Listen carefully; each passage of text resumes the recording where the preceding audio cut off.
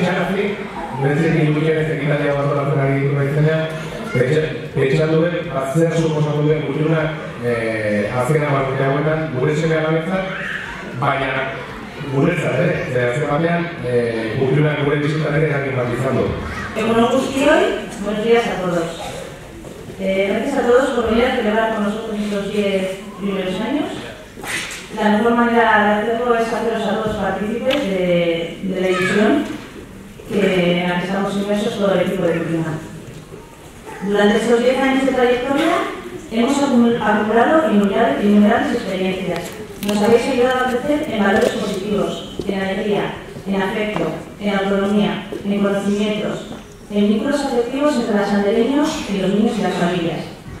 Urte hauetan, nola hasi zarete ikusi dugu eta arlo eta esker honeko gaude etxeko eta familietako txikienen alde egiten duzuen lan guztia.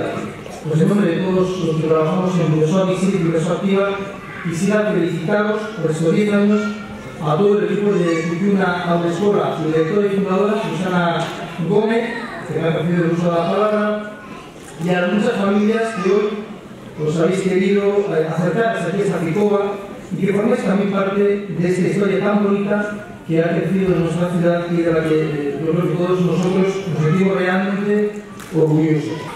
Agradecer a Cultura el hecho de que me hubieran confiado en los hombres y mujeres que trabajan en Bidasoa Activa, que trabajamos en Bidasoa Activa y que nos permitisteis acompañaros en esta idea de guardería y algo más que guardería, que es Cultura, ¿no?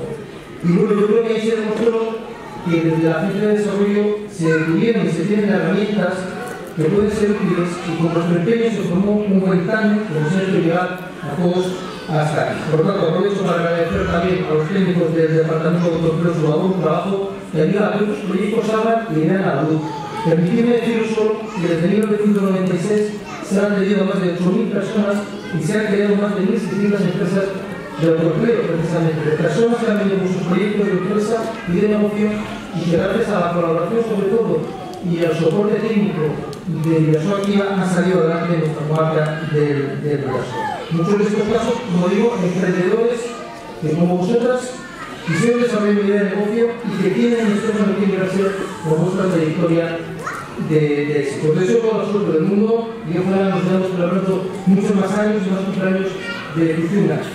Gienak dira gure